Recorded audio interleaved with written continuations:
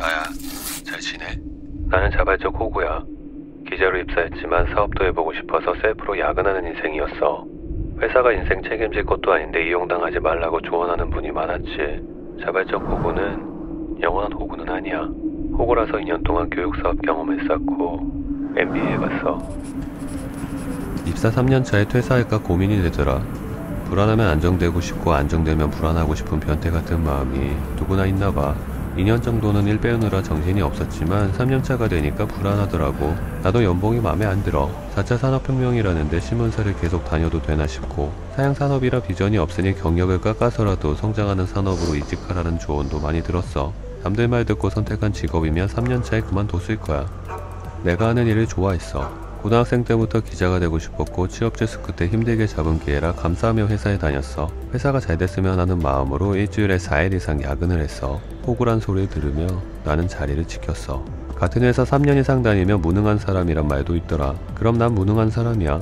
3년차까지는 겨우 밥값하는 정도였어. 실제로 내 월급이랑 법인카드로 먹어대는 고깃값이 비슷했어. 짬타이거가 법인카드로 소고기 구워 먹이며 일을 가르친 거야. 그 고깃값은 대부분 대표님이 영업해서 벌어왔고, 대한민국 기업 시가총액 1위인 삼성전자가 1년에 영업이익 27조 남기면 입사 3년차가 얼마 벌었을까?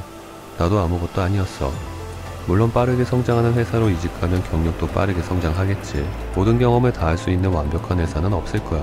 나는 천천히 가라앉는 회사에서 나도 아무것도 아니란 현실을 배웠어. 이 편지를 쓰는 지금도 나는 아무것도 아니야. 겨우 30대잖아. 군대 2년 다녀오고 취업을 28세에 한 평범한 사무직 남자가 30대 초에 뭐가 되면 더 이상하지. 다수의 평범한 삶이지. 누군가는 부족함을 채워줄 부모도 있겠지. 나는 10대가 되기 전에 아버지가 돌아가셨고 어머니는 산무야. 직업도 집도 연금도 없으셔. 내가 천재도 아니기 때문에 3년차에 뭐라도 될 확률은 정말 낮아. 나는 내가 될 자격도 없어. 회사에서 작은 기회라도 잡고 싶었어. 마침 그룹사에서 방송사를 만들더라. 신문보다는 방송이 비전 있어 보이더라고. 방송 좀 해보니까 재밌어. 내가 쓴 기사도 안 읽던 애인도 생방송 나온다고 좋아하더라고. 방송법인에서 1년쯤 일해보고 싶다는 말을 꺼냈다가 짬타이거한테 찍혔어. 야, 너 아직도 안 갔어? 저는 회사에서 마음이 떠난 사람입니다 같은 말을 바보같이 내 인사권자한테 해버린 거야. 하룻강아지라 그룹사 인사로는 파견이라도 사실상 퇴사 후 재입사라는 사실을 몰랐던 거지. 계열사 법인 하나하나가 다른 회사잖아. 그룹 회장님이야 계열사 다 자기 회사니까 중국 개혁개방을 이끈 덩샤오핑의 흥묘 백묘론처럼 생각하지.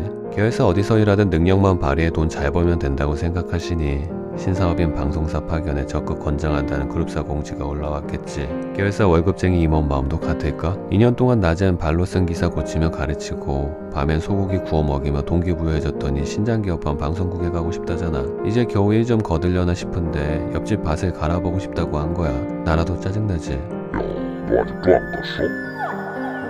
직장 상사가 부모는 아니잖아. 집 나가서 1년 살아보고 싶다고 하면 엄마처럼 월세 보증금 보태주겠어. 직장인 사춘기에 직무전환 시도하다 잘못되면 나처럼 망해. 짬타이거가 한 달쯤 갈궜어. 이런 상황이 오면 보통 퇴사를 하지. 안 그래도 울고 싶은데 뺨 때려줬잖아. 그렇다고 대책 없이 퇴사하면 나만 손해야. 네가 최고야. 너 자존심도 없어?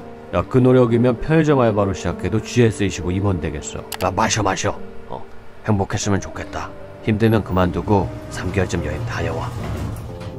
남들은 남 인생 쉽게 말하지만 내 인생 책임은 안 져. 선택의 정답은 없지만 한 가지는 확실했어. 3년차 정규직 월급쟁이의 힘은 업무 능력이 아니라 노동법에서 나와. 못 잘라. 대책 없이 퇴사하면 쿨한 사람이 아니라 내 생존 도구 하나를 포기하는 거야. 이직을 해도 재직 중에 해야 유리하잖아. 창업 같은 도전적인 선택을 하기엔 리스크가 너무 컸어. 모은 현금도 없는데 내가 사실상 가장이니까. 그럼 6개월쯤 실업급여 받으며 설렁설렁 이직하려고 고용노동부에 신고를 해? 근로감독관님, 제가 너 아직도 안 갔어? 라는 저 세상으로 가란 말을 듣고 트라우마가 생겨서. 물론 선을 넘으면 신고를 해야지. 사람마다 상황은 다르지만 나는 신고하면 손해였어. 옳고 그름의 문제가 아니야. 생존의 문제야. 그때 내 사전엔 짬타이거한테 양양펀치 맞아도 정신만 똑바로 차리면 산다란 말이 생겼어.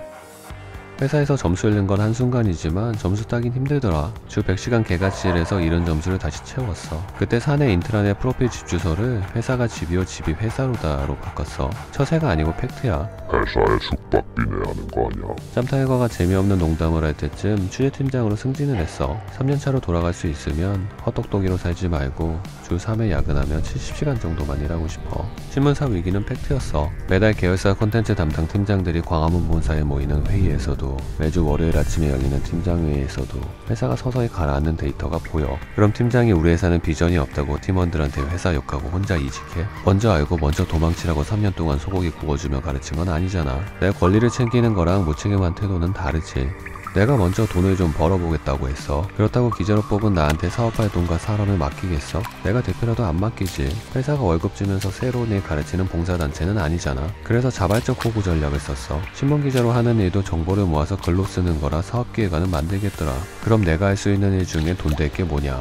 대학 입시, 교육 전문 기자였거든. 입시 전략서를 만드는 기획안을 팀장회의 때 돌려봤어. 하던 일 다 하면서 틈틈이 해보겠다니까 하지 말라는 이야기는 안 하시더라고. 경영진 입장에선 돈이 더 나가는 건 아니니까 손해볼 건 없잖아. 이게 길이었어. 내가 손해볼 생각을 해야 뭐라도 할 수 있겠더라. 새로운 기회를 많이 주는 회사는 현금이 많아서 경영진이 복지 개념으로 돈을 잃어주겠지.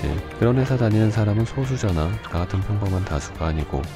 그리고 짬타이거한테 배운 법카 신공을 썼지. 팀원들 한 명씩 스타벅스를 인해서 아메리카노 먹겠다는 걸 제일 비싼 그란티 프라포치노 그란데 먹이면서 책 쓰면 경력에 도움된다고 꼬셨어.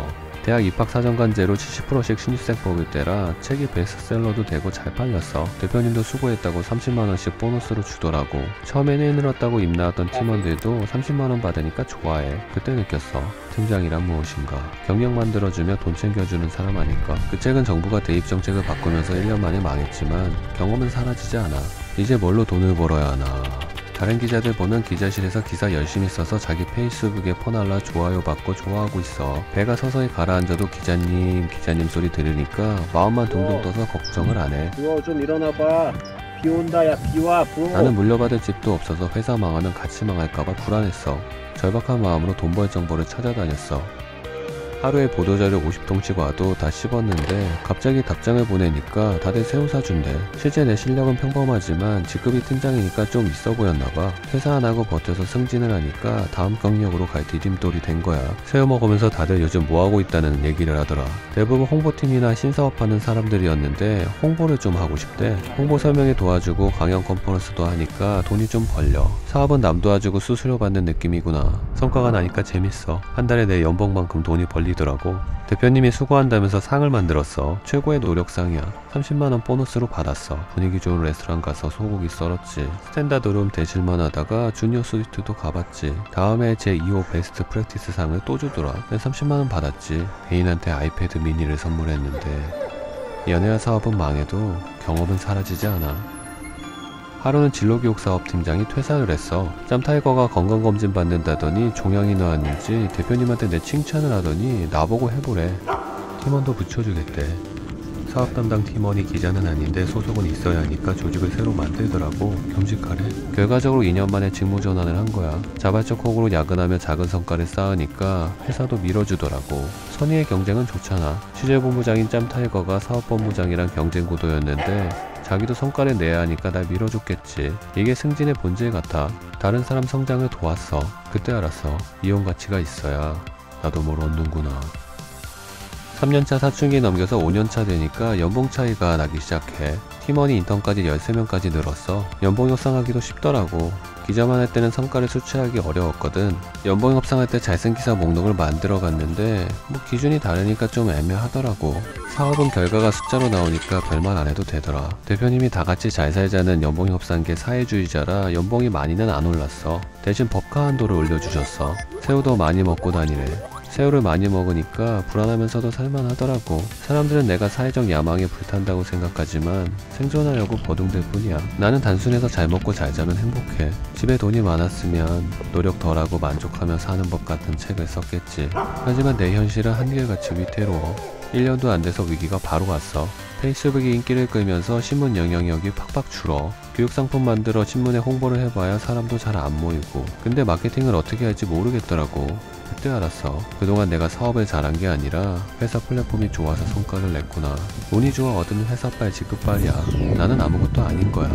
나 말고 셀프로 야근하는 호구 아무나 앉혀놔도 성과가 났을 거야. 일을 잘해서 승진을 빨리 한 줄 알았는데 회사에서 먹고 자니까 성실해 보여서 승진을 시켰겠지. 그때 실력보다 인성이 중요하다는 말이 이해가 되더라. 네이버 사업 개발자나 카카오 서비스 기획자는 나보다 100배 똑똑한 천재라서 매출 성과를 100배 더 내겠어? 성장하는 회사에서 경력도 빨리 큰다는 말은 회사 플랫폼 크기가 내 성과 크기도 좌우한다는 말 같아. 다시 불안이 찾아왔어. 신문 플랫폼 영향력이 떨어지니까 내 매출 성과도 같이 떨어져. 사업이 숫자가 잘 나올 땐 좋았는데 숫자가 떨어지니까 숨을 곳이 없어. 기자만 할 때가 좋았구나 싶지. 살아남아야지. 마침 하버드 비즈니스 리뷰란 책이 잔뜩 쌓여 있어. 같은 층에서 온라인 교육 사업하는 계열사 팀장이랑 친한데 잡지를 매달 가져다 줬거든. 책 읽을 시간이 없으니까 쌓아만 놨는데 사업 잘한 사례를 모아놓은 책이더라고. 집에 가져가서 읽긴 억울해서 회사에 남아서 법인카드 치킨 시켜 먹으며 한 달 정도 읽어봤어. 프로젝트 하나 하면 1,000원씩 번데 연애를 글로 배운 사람처럼 사업을 글로 보니까 쉬워 보이더라고.